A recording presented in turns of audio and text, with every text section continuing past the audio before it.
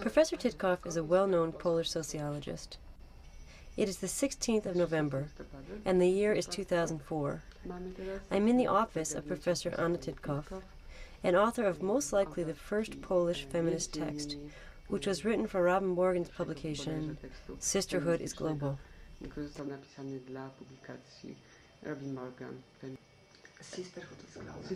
I'd like to ask how it all started out.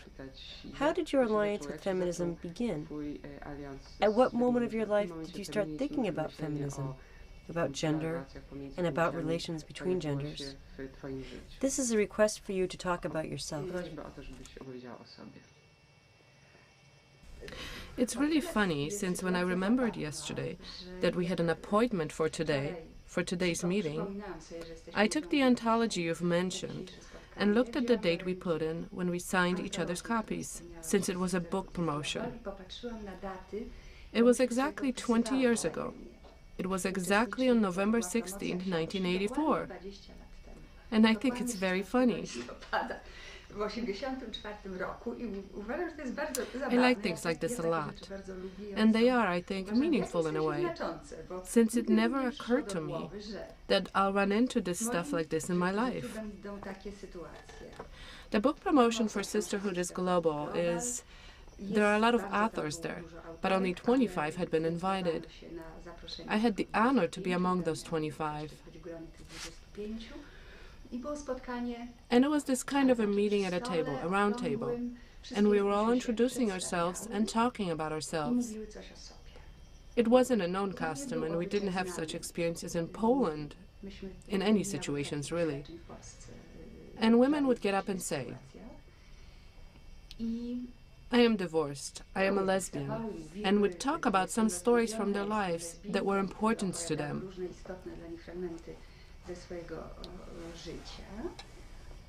And I was terribly embarrassed. It was very difficult for me to say something about myself. This was the time when I was getting divorced. So I said I was just getting a divorce. But in general, I didn't think I was a feminist. Because while I was listening to their stories, I mean about things they did in their lives, what it was all like, I decided I didn't fit that kind of definition of feminism, which was in the air. To which Robin Morgan, I think, responded, oh no, because you've written this piece, and you're here with us, you're a feminist. This way I got to be defined as a feminist, kind of externally, and it was by a high authority in feminism. I think it is when they're using this technique, which I like more and more, as a general instrument, not only for political struggle, I'd say, but also for gathering materials, which may become a source of scientific inquiry. I mean, what used to be called her story, what is called her story.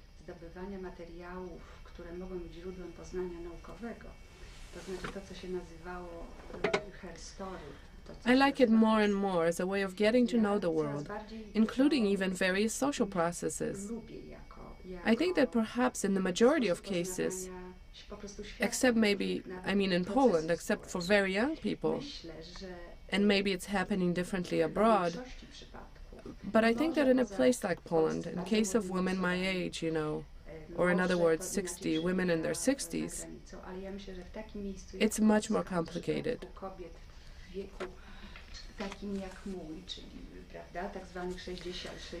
I mean, well, that the appearance of this word happened much later than when they were actually building, well, it will sound really jargon-like, but I mean building their feminist identity as such.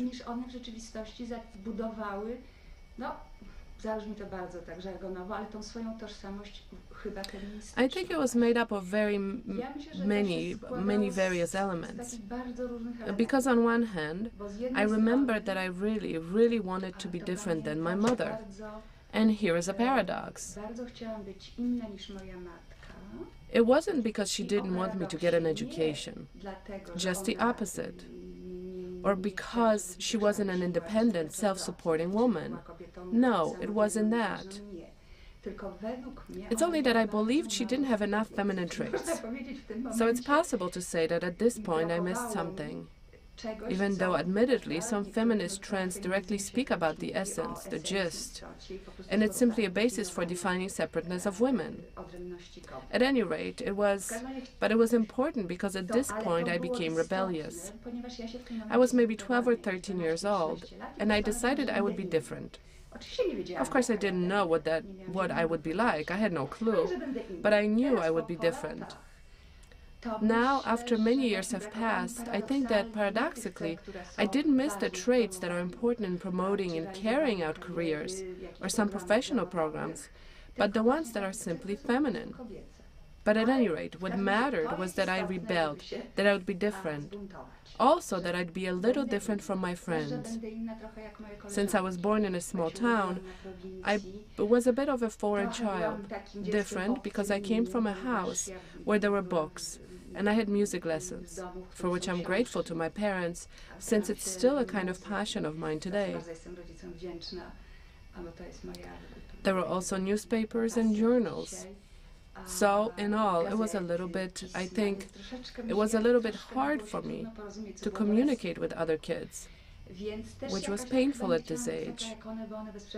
So it was also that I kind of didn't want to be like them, because they kept talking about boys, and I wasn't really into it, because I was overweight and full of complexes, and just in general, it wasn't my thing. So I think there was this sense that perhaps I have to count only on myself. And this is another important element, I'd say a second element, which, of course, I can't place it in time when it happened. But for sure, there was this moment I realized I had to do something. It wasn't very clear what exactly I had to do. Anyhow, going away to college certainly helped. And what's happening in the Western world, where children, get separated from their parents more or less after high school and stand on their own 2 feet, really helps in building the ability to think about the world in general and about oneself. But we're still very far from any kind of thinking in feminist categories, no matter how we'll define feminism here. I mean, I'm talking about myself. And the situation in college was conducive for developing this kind of independence, which, let's say, is it seems to me a very important foundation, a starting point, a basis for building some kind of unconventional orientations, let's say. And I was lucky enough to still have such eminent teachers as the Osowskis, Ajdukiewicz, Tatarkiewicz, Kotarbiński. So it really was the world of the people who, when they saw a freshman student, when you were a Professor Tatarkiewicz, you'd come up, extend your hand and ask, "How are you, Ms.?" So it was this,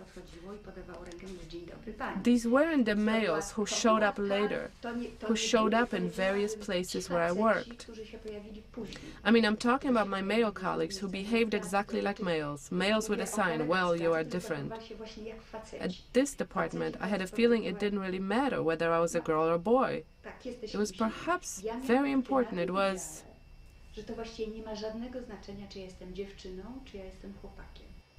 And it was the Department of... It was the Department of Philosophy and Sociology at the Warsaw University. And I think that if I selected Professor Maria Osowska to be my thesis mentor, she was my mentor for the thesis. And if there was this kind of attitude towards students, that she'd write me letters to my parents' house during the summer about what her vacations were like, and that if I needed her help in writing my MA thesis, here was the address.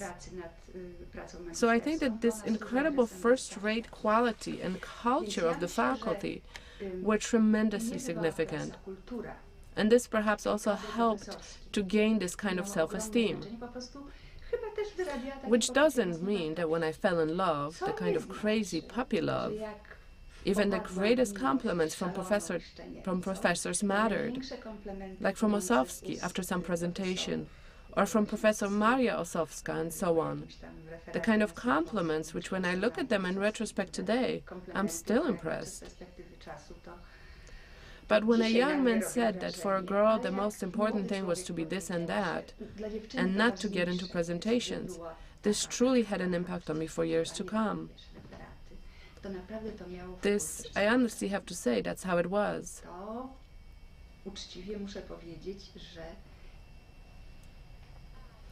But evidently there was this, I don't know, I'd say this background, this starting point I was talking about earlier, this thing that you have to take care of yourself, that it's not really worth it. So nonetheless, I didn't just disappear at a certain point.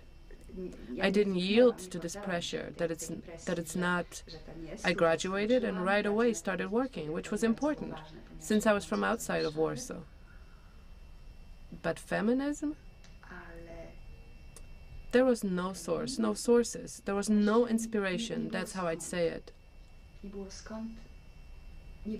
Because even if it was, I belonged to a generation that read Orzeszkowa, but it was read more in terms of exploitation, you know, of lower classes by upper classes.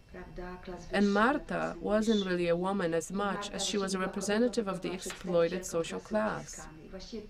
And so it wasn't really read that way. In general, there were no... In the times I was growing up, and I mean Stalinist times in the October period, I mean when I was a child, you know, and I graduated from high school in 1959, so then the whole period when my identity was forming in the 60s in Warsaw, no, there was an outburst of these a few short whiles after October. It simply didn't work out that way. And because I was part of the group where girls were treated, no matter what my private meanderings were, you know, these are as if in a different dimension. And how about the family relations between your mother and father? And what about your grandfathers, grandmothers, aunts and uncles? Was there anything there that was a challenge for you, that provoked you somehow? Or maybe with your siblings? Was there anything that would give you a basis to think about relations between men and women differently, and to think differently about the role of women? Was there anything like that in this early period?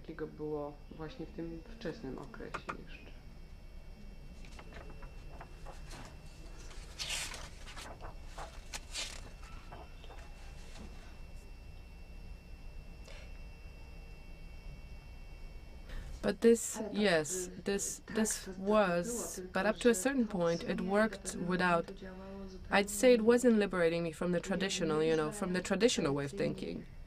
It wasn't like that, you know. No.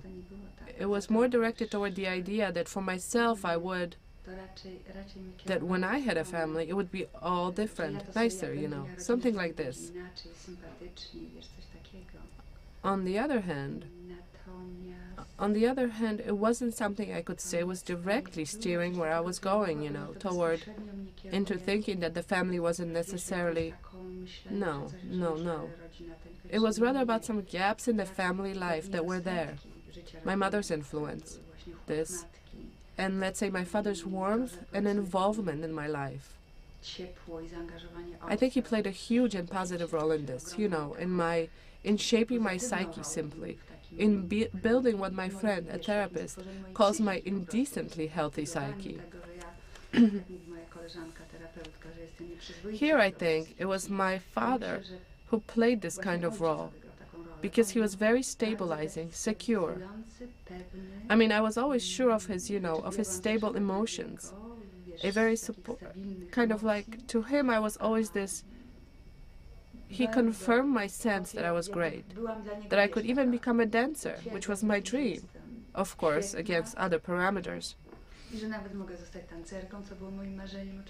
However, then I was rather than, I mean that, as I can say it today, these relations gave me, or maybe it was a result of my grandmother's presence, and she was a very rigorous Catholic.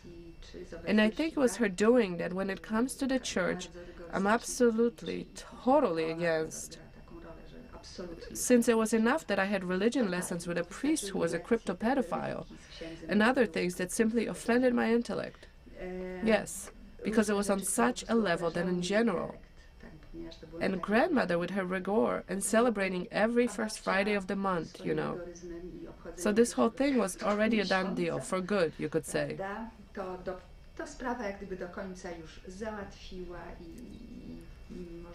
But I think that at that time, and even while entering adult life, building a home, I was thinking that it would all be a bit different. And because of this, I was a very, let's say, a very traditional wife, for example, because I believed that I was the one who should do everything.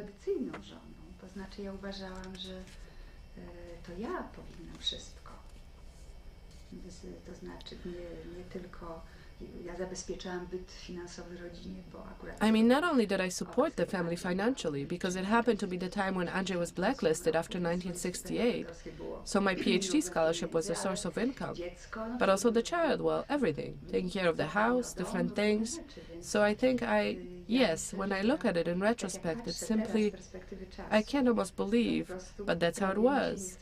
I was this very traditional wife. At least I was trying to follow all these stipulations, models of a good wife, you know. I mean, I was certainly always like this. And I'm sure it also had some negative impact, I can say. Because most likely at some point it all piled up. And marriages fall apart for very many reasons. And various things contribute to it, you know.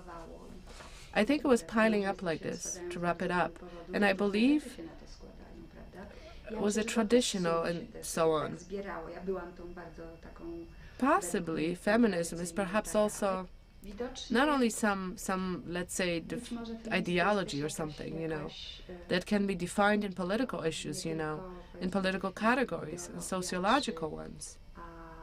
But it may also be a matter of some attitude because of this thing in a person. A few years ago, I remembered Professor Wesołowski, who, by the way, was my teacher, an assistant professor at the Sociology department. And there was some situation, I don't know if I was presenting a dissertation prospectus which smelled of feminism and gender studies to the dissertation committee, or something like this. There must have been some intellectual provocation. And I remember Professor Wesołowski say, and I think this is a very apt characterization, and he said, you know, the thing with you is that you were a feminist even when you didn't know that. And he remembers me since, as I've said, almost since childhood, when I was very young, when I started college, since college years. Since, you know, what can he remember? He most likely sees me since, you know, we've been working together in the same institute for a few decades, and he sees me in various situations, and he most likely sees a certain person who behaves in a certain way, and who doesn't even define it, I'd say, you know. Because as I've said, in the situation when I was put on the spot, so to speak, 20 years ago, you know, and asked to describe my path towards feminism and declare if I was a feminist, I believed that, to be honest, I had to say I wasn't. Because it seemed to me that things that were being discussed during this meeting didn't quite apply to me, you know.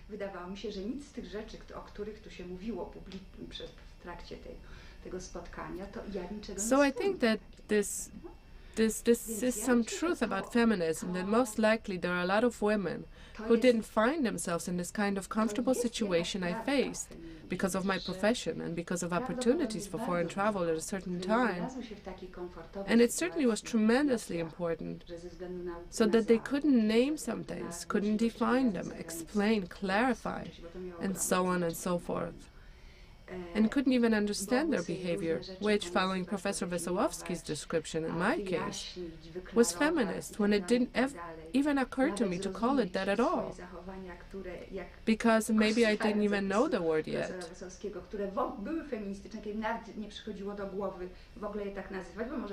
I think there are many women like this, that there are very many women like this.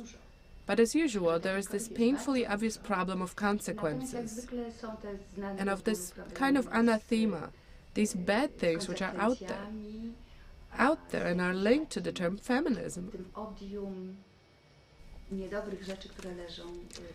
I think it is, but there are a lot of women who are feminist even though they don't know it themselves, I think.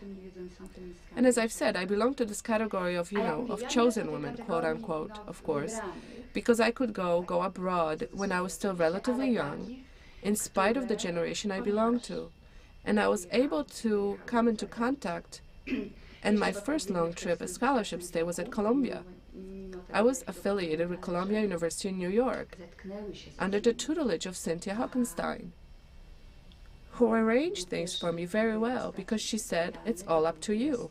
Byłam afiliowana na Columbia University w Nowym Jorku pod opieką Cynthii Fuchs-Epstein, a która bardzo dobrze to zorganizowała. I had everything taken care of. I mean, my stay, you know, in terms of participation opportunities in all possible classes in women's studies, as we'd say.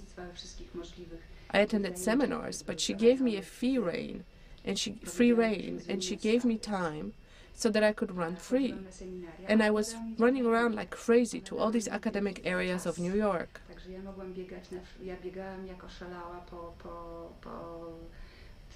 It was 1981, and I simply attended everything I could attend. And the American sisters didn't necessarily always welcome me with enthusiasm. And when I wasn't from whatever kind of organization or something, they'd kick me out. Because contrary to appearances, it was all very... They were then...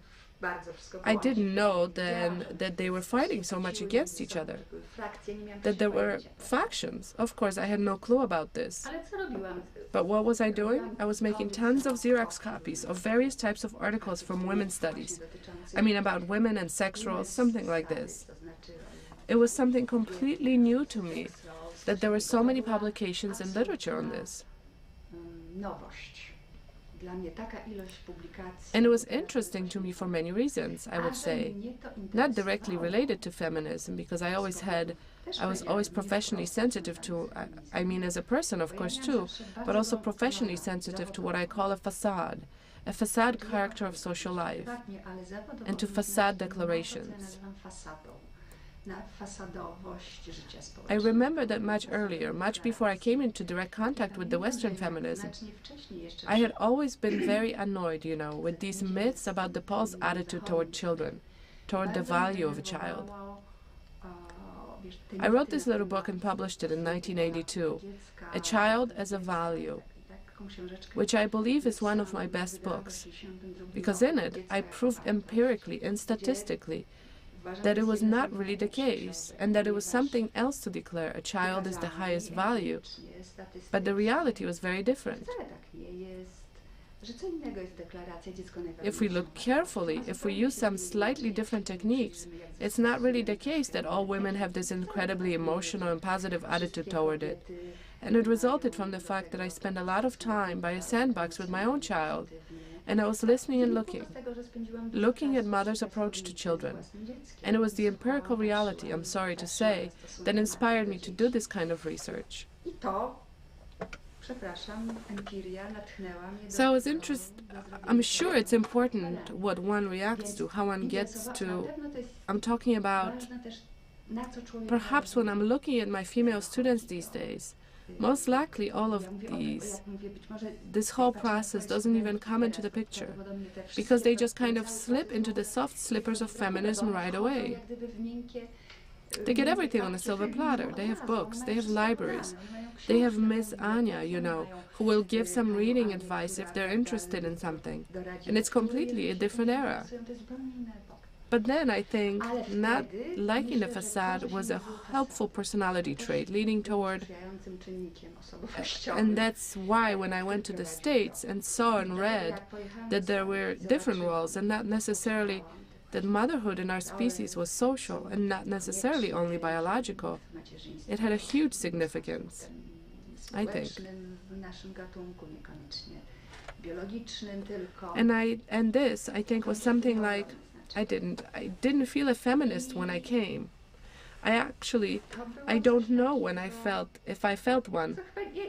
But in fact, it seems to me that perhaps I was one in a sense. I mean, I didn't have to out myself, so to speak, or didn't have to label myself this way.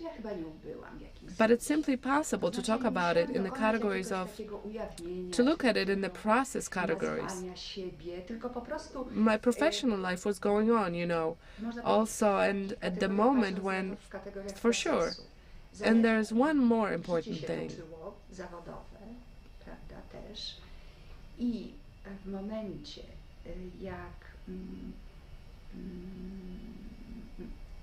For many years, my boss was Magdalena Sokołowska. She is a person who has done a lot of work for, above other things, for the sociology of medicine, since I worked in this kind of a program. But apart from this, she was also interested in women. And then we didn't speak about, there were no other terms, only women or women's problems. She taught a seminar on this, and everything, of course, was happening in this kind of a defined aesthetics, a paradigm like a woman's work outside the home, time budgeting, and leisure time. But she's the author of a 1963 article which was published in Sociological Studies and was titled A Household, an Unknown Work Environment. So, it also matters who you're keeping company with, I mean, there is one issue here, that she was this kind of a woman. She was, most likely you could define her as a feminist, but she would in turn exclude, I mean, she wasn't strongly accepting of those other roles, I mean, roles related to personal lives. The fact that there were also mothers. To sum it up, she didn't really like this, but she was the kind of person who, let's say, because of the fact that she was going abroad a lot, would bring in news and would tell about various admirable women in Who or someplace else. And this certainly had some significance. Besides, she herself was the kind of person who, it was fun to look at her, so dynamic. She was almost like an institution. This, I think, was based on the idea that you could do it like this. I mean, it was never my genre. I never liked it. I mean, it wasn't really my blood type, so to speak. This need to shine, this desire for power that she had. But I think it also had some positive impact, because she was also an elegant woman, witty and classy. So it all had some significance as well. But coming back to these stages, like rebellion and the need for independence, we've got it all covered. And there's a point, for instance. But I must have felt obligated, I suspect. I mean, the kind of general decency toward those who sent me abroad, where I spent some time, thanks to Margarita Papandreou, since it was 1984. Tych, którzy mnie wysłali za granicę, prawda, gdzie spędziłam tam trochę tego czasu, wobec możliwości wyjazdu dzięki interwencji Margarity. I went for this book promotion to New York, and I found myself in this kind of a situation of a chosen person.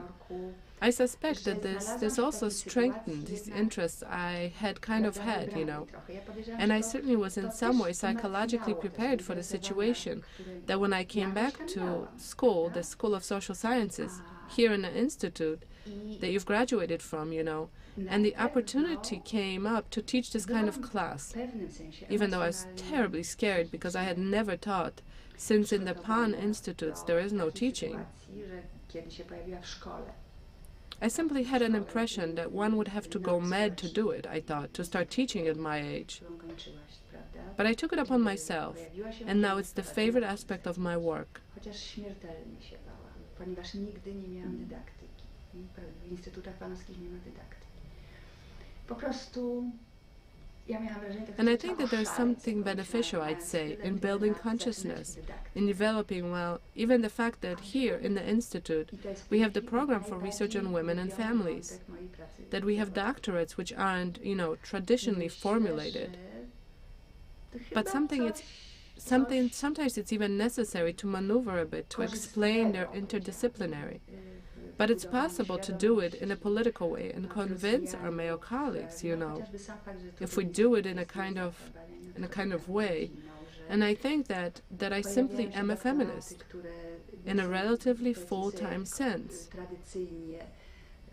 And most likely it started a long time ago. I mean, I don't know how it is, whether feminism forgives for having been a traditional wife or not. But these are silly jokes, I think. But I must have been born with it in a way. I mean, it's hard to say. There's no...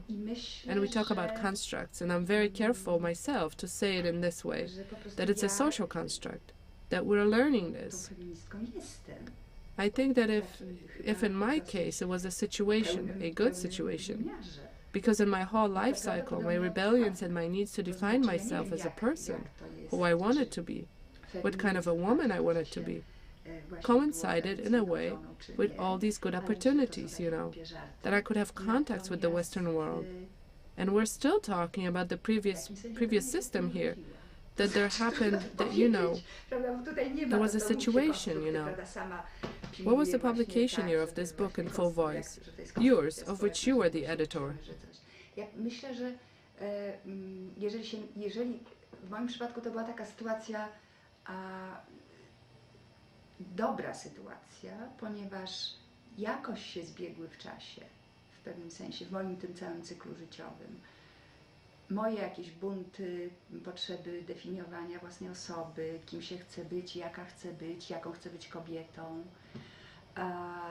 z tymi dobrymi sytuacjami, prawda, że mogłam mieć kontakt ze światem zachodnim, bo to mówimy jeszcze o poprzednim systemie, że pojawiły się, że na przykład była taka sytuacja, przecież wiesz, w którym roku się ukazała ta książka? It's Women's Turn? It's Women's Turn. It was published in 1992, and there was your... In 1992? In 1992. W 92? Nie. W 92. So I think these, for me, were the things I felt, I'll say that I felt honored that I could, for example, I really mean it. I mean, I believe that because I never perceived myself as the kind of person, who carried the banner, fought, declared, got into head-on collisions, and so forth. Because of that, they might have perhaps thought that I was a true feminist. But now, in retrospect, I can see that this has been a kind of positivist work, a kind of grassroots work that's about the students and journalists, about the type of undertaken research, the kind of research that's carried out in the program you're heading, let's say, what we're working on. That it's the kind of work which is, well, definitely related to, it's very definitely closely related to, let's say, to the minimum definition of feminism, Men and women are in different situations. Ten typ działalności, który zdecydowanie jest bardzo ściśle związany z, powiedzmy sobie, z tym nawet minimum definicyjnym. There is the division is some things are divided unfairly, and something needs to be done about it. And now it's perhaps a matter of an absolutely private choice and temperament, of course, when it comes to how it's carried out. And I think that I carry it out through my professional work, research and teaching, in which I'm trying to do my best, so to speak. I have simply always been like this, with a mentality of the best student in a homeroom, always a perfectionist, in other words. But I simply can't do things in a slapdash manner. And particularly, and I'm politically aware of this, particularly when I know when things are about women, then everything has to be just perfect, because it will always be judged by different criteria. I mean, harsher, less accepting than when it's about, society at large, or some universals, something like this, and not something directly related to women.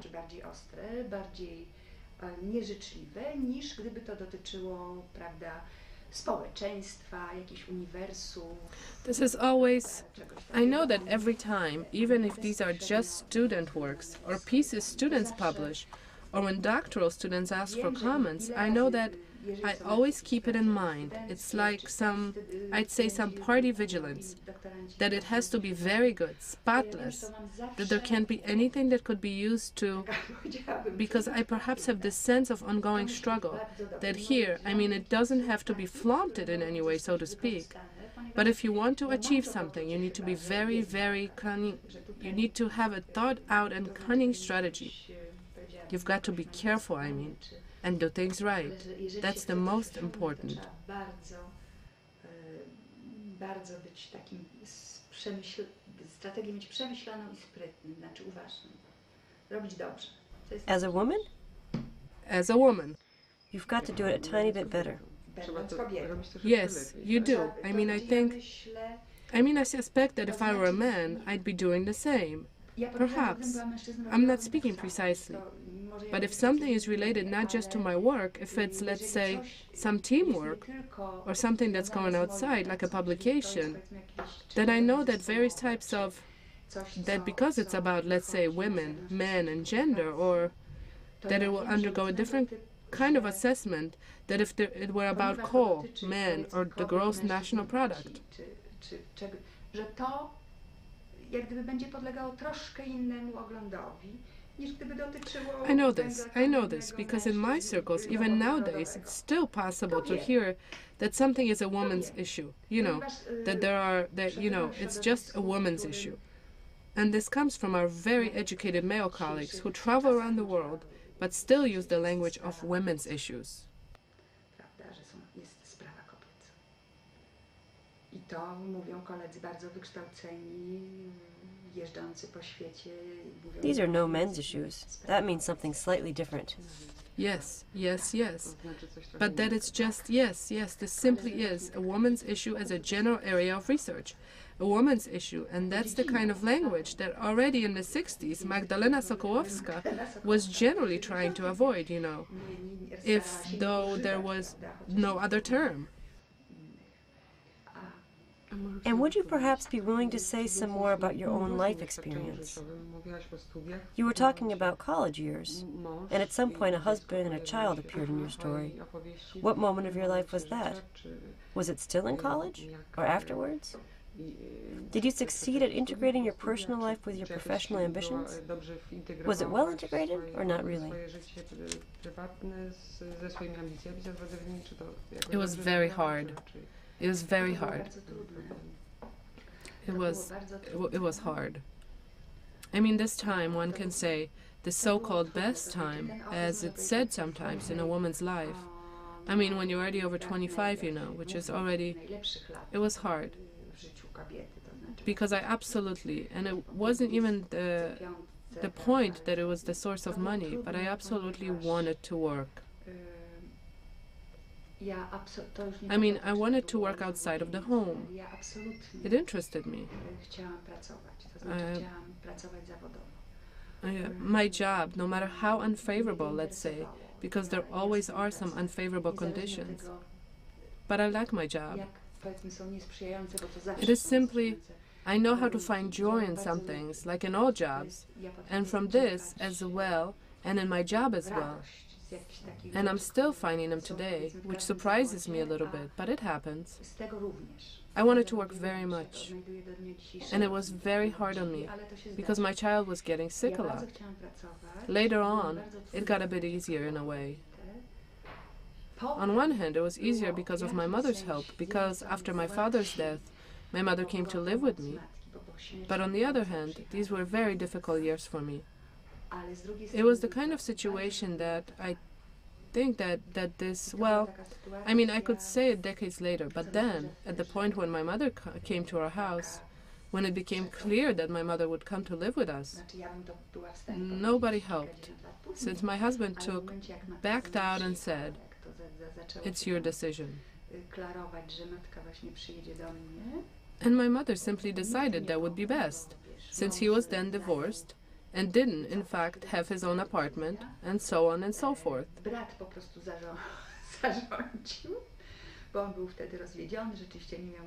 Mother, who was always used to the fact that somebody would always, well, even though she was my age now and in a great shape, and so on and so forth. But she said there was no way she would stay there alone, because before the war she used to live in Warsaw, and it seems to me it was, and I think it was very hard on me. It was almost 25 years that she lived with us. And God forbid, I'm not going to try to blame the divorce on her, but I think it certainly was a factor which very strongly contributed to this divorce of ours. But it did have, any impact on my worldview? I can't tell you using these categories. I think not everything can be defined in these categories. I know one thing, that certainly is the case, that on one hand she was helping out, and you know how it is when you're working. And I worked all that time, and there is a child, and my husband was little involved, very little. But on the other hand, I think that the cost of her presence was huge, my own psychological cost. dziecko, bo mąż mało się bardzo udzielał. Bardzo. Ale z drugiej strony myślę, że koszt jej obecności był ogromny. And all I know, I remember this situation when there was a child, a husband, a mother, and I am in the middle of it. And all of this is happening in the space of a Polish apartment. 46 square meters and 2 people working irregular hours. Mother has her room, we have ours, for 2 people with irregular hours, and Tomek is in his room. And I remember this. These are such moments, like I told you at the beginning, that when I was a child, I suddenly decided to be different than my mother. And I didn't exactly know what was going on, but it's simply this kind of a creative moment, just different. I remember what I was wearing, what the circumstances were, where we were going. I remember these details which I wouldn't have remembered in other situations. I will be different. When it comes to this, on the other hand, I remember this moment in turn when I thought to myself, I can't cope. I mean, that I wouldn't be able to have it all, to be on good terms with everybody, you know. Who do I feel responsible for? I feel responsible for Tomek, you know, for the child. And that means that my behavior will be defined by what's good for Tomek, by my relations with Tomek, and that's it. It doesn't matter who will get offended, who will leave me, and how it will all be. It was the moment, I think it was the moment of a very conscious decision that I wouldn't manage to be like the UN, and that I had to make up my mind. And you know, when I look at it, after many years, when my son is an adult man with 3 children, I think he is the kind of man he is a partner, I think. Even though his views are incredibly conservative when you talk to him. But I think that he is simply the feminist ideal of a partner. This is simply, I'm looking and I can't believe my eyes, because he's really in general, like from books, you know, those published already by Teresa Hołowka, you know, about the time budgeting. He's simply incredible, even though, you know, he didn't get such a model from home. But when I look at him, like at an adult, I think that this decision, then incredibly dramatic for me, you know, particularly since it was about my marriage, you know, that I simply wouldn't be able to cope, this I remember. It also perhaps an element of building, you know, building the kind of thinking, feminist thinking, I think. I think that simply when you talk about it, the point is perhaps also to perceive each other as, you know, finite beings, having a right to decide about various things. And I think that even this already happens to be feminism per se.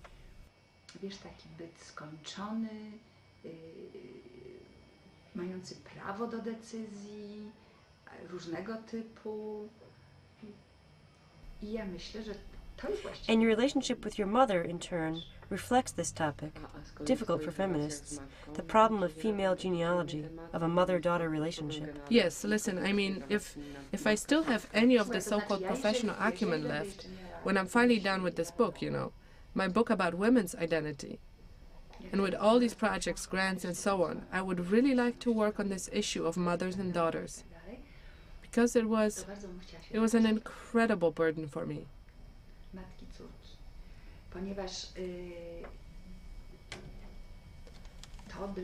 I mean, I'll tell you, in short, when I talked to a friend once, since it was sometimes very hard on me and I wasn't coping, so I needed to talk, he was saying something, as far as I remember what he told me, and this is perhaps a real explanation.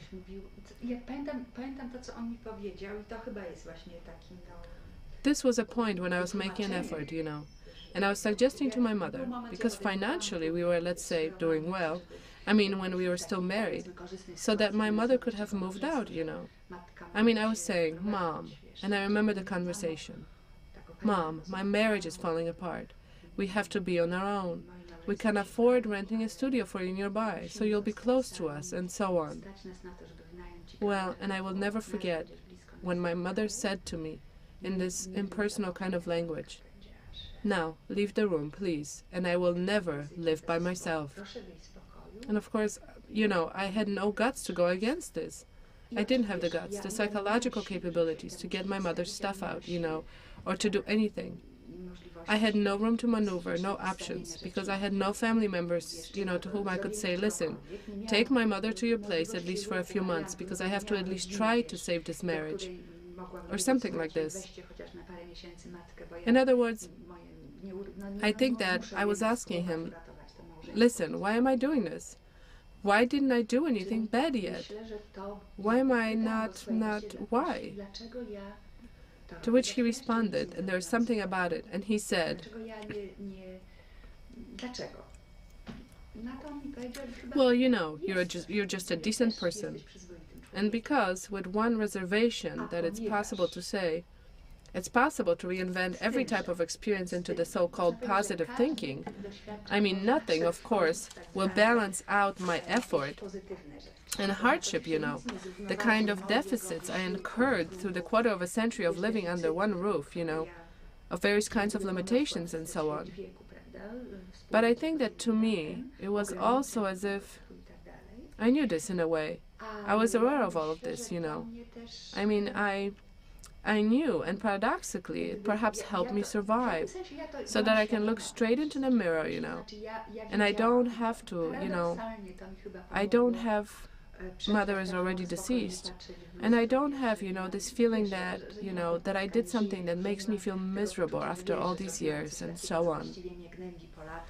Because, I was aware of this. And I think that it's also related to this imminent trait of my personality, this rebellion, or in other words, some kind of awareness, that I'm aware of this, and I'm aware that I just can't say no. But I think that this awareness, this knowledge of myself, that I'm aware I'm not behaving like a wimp of sorts simply because that's how it's done, because of this and that, or perhaps because I'm a good daughter. Oh no. No good daughter, No good daughter, nothing like that. I'm just a decent person who doesn't kick people out of her house. These were the terms. And I remember, for example, when my mother, there was some issue of going to the symphony, and I said, no, no, no. And mother was going to the symphony by herself. She had her season tickets. No. Or later on, there was an issue about going for walks. I won't be going for walks by myself, to which I said, too bad, I won't be going. So, there were, I'd say, feelers and attempts at, but I think there was also some awareness of the situation, an awareness, of these relations that were kind of deprived of tenderness. Because I can't say, I can't deny whether or not she loved me, because I believe these are the things one has no right to do, because these are very private, very individual matters. I think she was doing it the way, like she was raised, since this tyrant of a grandmother couldn't have raised my mother any other way. And apart from this, mother was very bitter, perhaps, all her life, because she wanted to be an actress and wasn't allowed to, because, she was born in 1909, so it was a long time ago, and she obeyed. I think it was something that was really poisoning her all her life, and it poisoned her, it poisoned us, it poisoned father, poisoned, our family life, since she was so very unfulfilled. So like I'm saying, for example, there was no, from her side, just the opposite. When it came to the issue of college, you want to be a doctor? Go ahead. You want to be a sociologist? Go ahead. A great help, It wasn't at all easy for my parents to support me in Warsaw, because as a child of the intelligentsia family, I got no scholarship, nothing. So father, had to earn it all by himself. But she was, I think, that all her life she was, more like this unfulfilled person than like a mother. And this ban on acting came from her family? Yes, from her parents, yes. There was no way. There was no way. And she obeyed. I mean, she didn't have, this willpower and strength, I say, to, yes. And she just lived with it. But I think she was compensating for this all her life. I remember that, and it was also interesting, and it's interesting how professional and private things get interwoven. It was a paradox. It was strange. The way it was working out, that when my mother died, it was perhaps the same time when Bogusia Budrowska was finishing her dissertation, Motherhood as a Turning Point in a Woman's Life. I was doing, a final editing, this kind of reading right before accepting and putting out the work. And I was thinking to myself, God, what an idea. The shoemaker's children always go without shoes, Here you are, right after your mother's funeral, and you still have to do this kind of... But contrary to appearances, it was good, the situation, because suddenly, for the first time in my life, I asked this question while looking at the final draft of Bogusia's book. Suddenly, I asked this dramatic question out loud. Why didn't you love me?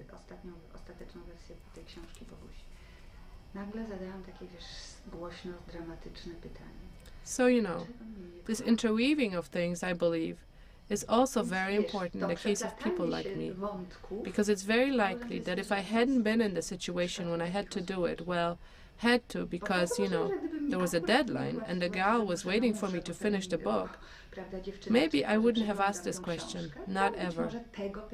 And it's very important to ask this question and, at any rate, to define this situation. And I finally defined it in full, I mean, I'm not saying, I'd like to stress it again, that I'm not denying her, my mother, a right to feelings she was perhaps convinced she had, no. But from my perspective, all of a sudden, editing a dissertation, this question, why didn't you love me?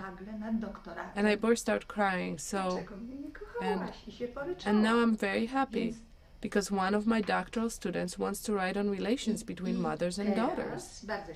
I mean, she will do her PhD. For now, I don't know where it's going to go, but it doesn't matter if a doctoral student will want to write her dissertation on this or that or not. But I can say one thing, that experiences with my mother, well, when supported by this kind of professional backup, and certainly by a personality type, allowed me to experience something very interesting. Because it turned out that it's a taboo topic, relations between mothers and daughters. Well, in our society there are many taboo topics, and this topic, in my opinion, is particularly affected by this kind of a taboo. And I remember that because I have this habit, and by the way I do it in class very often, that when I want to bring forth an argument, to show a perspective, I very often use my own life experiences, simply my own. I refer to my own experiences, which I have a right to do, So I don't infringe of anybody else's rights. And I remember that at the time when I already was aware of what my relations with my mother were like, but still before this dramatic outburst, I was saying things delicately, tactfully, because it's not my style to go into, she's this and that. No, nothing like this. I remember when I said to a close friend once, I really envy you your relations with your mother, because this, I'm saying to her, because as we grow older, it's all becoming more and more important, and I very much envy your relations with your mother. And this woman is turning toward me and says, you're forgetting, I'm an actress. So it turned out that it's something like, like it's enough to just touch it. And in many instances, the whole flood of information spills out. But what this has to do with feminism, I don't know at this point. Ty zapominasz o tym, że ja jestem aktorką. Więc okazało się, że to jest coś takiego, wiesz, że wystarczy dotknąć i w bardzo wielu wypadkach uruchamia się po prostu strumień wiedzy. A co to ma wspólnego z feminizmem? It may have something to do with it, because feminists very energetically undertook this theme of female genealogy. It'd be also interesting to know what these relations were like between your mother and grandmother, because it looks like... It may have. I mean, I think that if the situation doesn't occur, if you're following various expectations, commands and norms, which follow the defined, which are of the specific type, then, well, most likely, you'll repeat the cycle. Yes, you may become, some kind of a tyrant grandmother, or you may be a repeat mommy. I mean, I think that these attempts that this mechanism of cutting oneself off is significant here. I mean, cutting oneself off not to repeat certain patterns, you know, from biographies of women close to you. And I think that this element of a kind of a rebellion, as I say, is the most important here.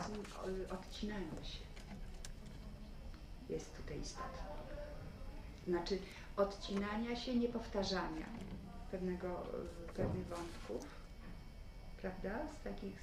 Z biografii tych kobiet, które znasz z bliskiego otoczenia. I ja myślę, że ten element właśnie takiego... Besides, there are also various things later on that have an impact. If later on some women appear, and they may be completely unrelated to this awareness of women's separateness, or wrong done to women, or anything like that, no. It's enough if they only bring in some kind of elements, new elements, into the life you've got as your heritage after, well, a grandmother and a mother. They only suddenly show you a color of life. That, for instance, some lady, I know that it had some tremendous significance in my life, that my godfather's wife, who lived in Warsaw, I visited them once, and they had a really beautiful place, and she always took great care about, you know, about setting up the table, about things like that. And I remember when she asked, you know, after all people have their favorite teacup. To me, as a little girl, it was a revelation. I remember, after all people have their favorite teacup. But it was very important, you know. It was very important. All people have their favorite teacup. So such things are very important. Exactly these kind of things, as I've said, about teacups. And I remember that this lady, who is now deceased, and I saw her, I was fortunate enough, before she departed, and I remember that we talked about this teacup. And I have to tell you that this very old woman was pleased. I say, Miss Zofia, do you realize how big of a role this teacup had? That all people have their favorite teacup, to which you brought my attention? She was the kind of a woman also, I think, that if she had been born a little earlier, she would have been a feminist. Oh, Hanusha, was that so? That's wonderful. She was 95. So this I think, you know, these are perhaps various little pebbles which work this way, and it's not necessarily about having a feminist environment. It's a paradox, I'll say, but the specifically feminist circles aren't always necessary. And how was it with these feminist circles, with this Polish movement, which was being born when I started working on these issues? Exactly these issues you got acquainted with during your stay in the States. How were you looking at what was going on here, in Poland? I mean, I'll tell you this. I can't say I immediately, because of my line of work, I had it easy right away. Since if the situation is that I'm an academic, who, well, may be useful, you know, to do something for women. And I realized very soon that it's not necessarily the case, and I saw it earlier in the States, that it's enough of a glue, I mean, the banner of feminism, or that, you know, here we are doing something in the women's movement. It's not at all the case. I had already seen that in the States, and it really shocked me, to say honestly, you know, because it was, and particularly that I had to really explore it in depth, because I had no clue, you know, about why, what, where, and how. It was simply shocking, all these factions, this infighting, and it had really little to do with sisterhood. Here, very soon it was, you know, because it's a very small group, and very soon it was possible to figure out that X may not necessarily like Y or Z, and vice versa.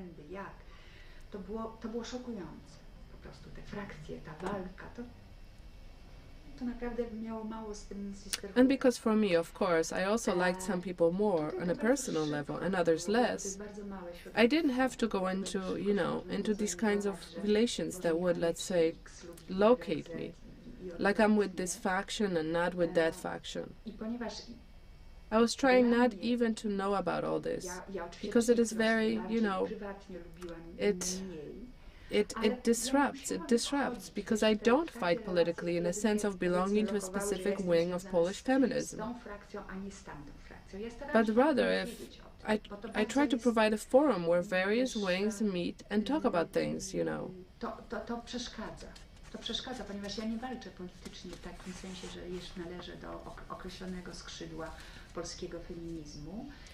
I know that this infighting isn't specifically Polish, but perhaps it makes me sad because there are so few of these women.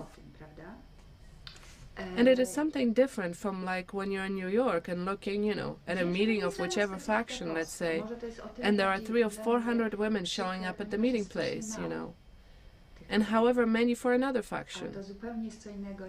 Also, it's all going on in sports arenas at various universities. Or when I was already at Rutgers later on. And when there is a meeting, well, the place is full and there are, you know, 900 participants of both genders. So these are slightly different situations, and they can afford factions.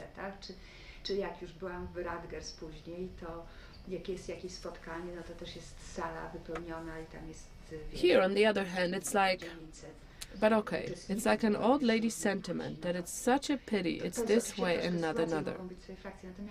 On the other hand, as I'm saying, I believe that if the situation was that in the 90s, at the beginning, when the fight about the abortion legislation started out, and the Freedom Union turned to me to write an expertise, you know, on this issue, I'd write the expertise. Even if, you know, another party had turned to me, I would have written it then too. Because, as I say, such things are very much needed. And not everybody is able, you know, to do it. And of course, you know, all that simply happened. But I have this, I'd say, this formula of a feminist struggle, that if big words need to be used, I use them, you know. And I think that if there's this situation now that somebody calls from the office, the existing Office of Women's Affairs, and is asking me to come, because there's going to be some training session for women's reps regarding the glass ceiling issue, that's how, you know, how it works here. In a definitely feminist way, with this phone call, with a feminist philosophy. And I think that it will be even more like this when this book comes out. This phone call was from the editor. When the book comes out about the unpaid women's work, myths, conditions, reality, perspectives. So I think it will also be the book which will touch upon, well, these things, which are, you can say, they are tabooized, to use such a big word. And most likely, as long as I'm active, my feminism is going to manifest itself exactly in this way. But if someone asks me a question, if I'm a feminist, I'll say yes, for sure. Because it really makes me laugh you know, because it's so, I don't know how it makes me laugh, but it does make me laugh a lot, because it's done by people who really wouldn't have to do it. On the other hand, if somebody denied me that, I think I'd enter into an argument for sure. I mean, by presenting, you know, the whole spectrum of ways to conduct a political struggle that we can have, yes, and I believe that in feminism there is room for various forms. Nie wiem dlaczego mi to śmieszy, ale bardzo mnie śmieszy, ponieważ robią to osoby, które zupełnie tego nie musiałyby robić. Natomiast gdyby ktoś mi odmawiał tego, to myślę, że bym z nim weszła w ostry dialog. You know, not everybody has the temperament, you know, for dressing up and organizing a rally. It never was my thing, you know, no matter how old I was, not at all. So I think I preferred this kind of rally, these kinds of rallies. It was, for example, a form of a rally when I chose this cover. Wszystko jedno w jakim byłam wieku, to w ogóle nie mój żon. Więc myślę, że wolę takie manify. To była na przykład forma manify, jak dałam taką okładkę. Yes, I did have an impression it was, you know, a rally. The book, A Child as a Value, published in 1982, was probably my first publication written from a woman's perspective, even though, let's say, from the viewpoint of women's studies, methodology. I made a mistake, shared by all sociologists, because a lot of charts had no split into men and women, into what women, men think, what views women men have. Because it was like, I'd say this, we had it printed into our thinking, into our professional training, that these things weren't to be split in general. But there were some chapters there already that were devoted to women. It was the first publication that was definitely, I treat it as a kind of a beginning of my, let's say, activities in the area of women's studies, if someone really needs some definition.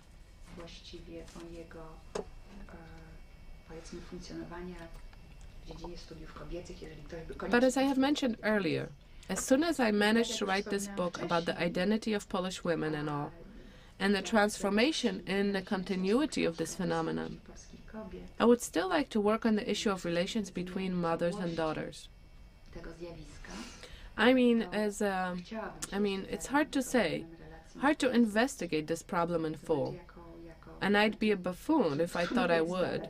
But anyway, I'd like to devote some attention and some time to this issue, because it seems to me that particularly in such societies as the Polish one, where the women's role is also strictly defined, where the mother's role is very specific, and where the society is entangled into this incredibly dense network of cultural taboos, it is a fascinating theme for me. And because at this point, there is more and more, I'd say, openness, not my own, since this happened a long time ago, but more public openness towards treating it as a research inquiry, with the various so-called quality techniques, like interviews or research, let's say, with the focus on technique, which produce completely different data from those in quantitative sociological research. And I would be very happy if I managed to carry out such a project. So we'd start with a child and end with mothers and daughters.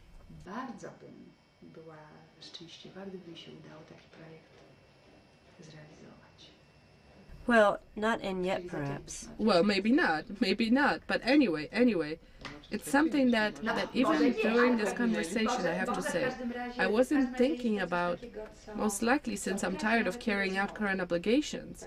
I wasn't thinking about any projects, but I think that during this conversation it came together. And I know perfectly well what I want, what kind of a grant I want to apply for from KBN in June. Thanks a lot.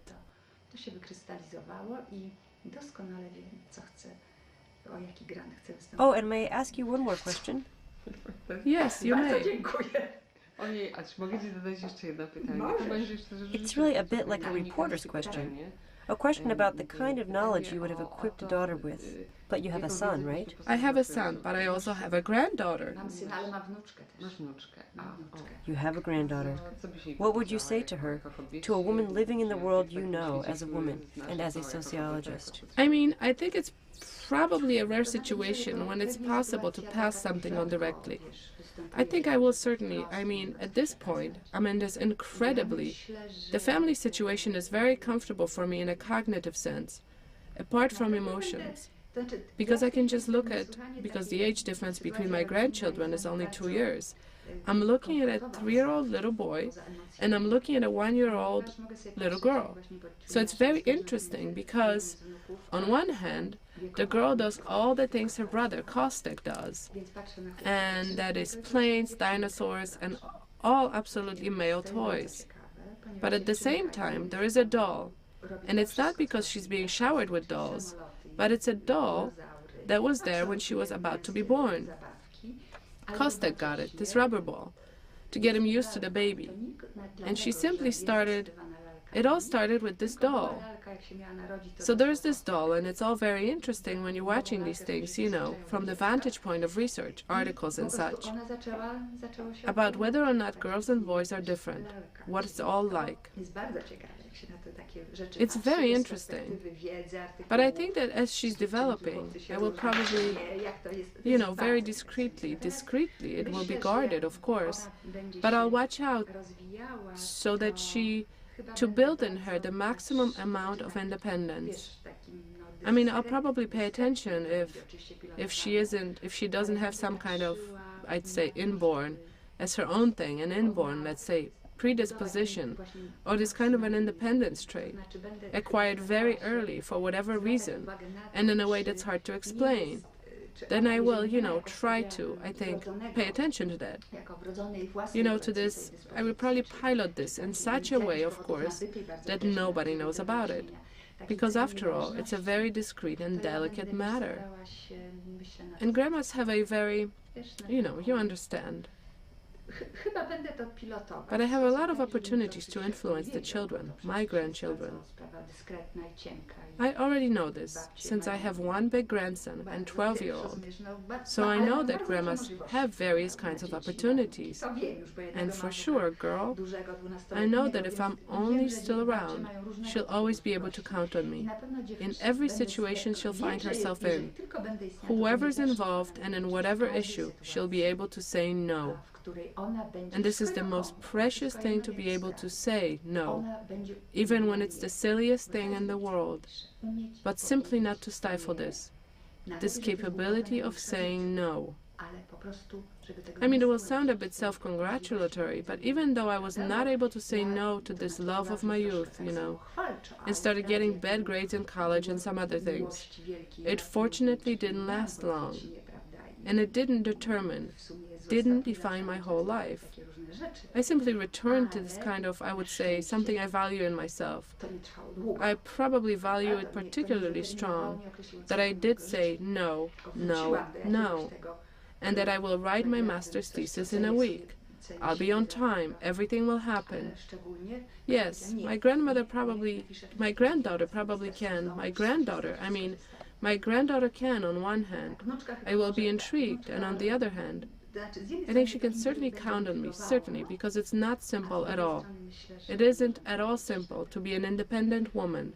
Not simple at all. And there's always a use for a person who'll say that all people like to have a teacup. Always a use. That everybody has a favorite teacup. Such a person is always needed. Such a person should always come up in everybody's life. I will be happy if I will be this person for my granddaughter. Taka osoba zawsze się powinna w życiu pojawić. Będę szczęśliwa, jeżeli dla mojej wnuczki to będę ja. Dzięki wielkie. Ja dziękuję bardzo.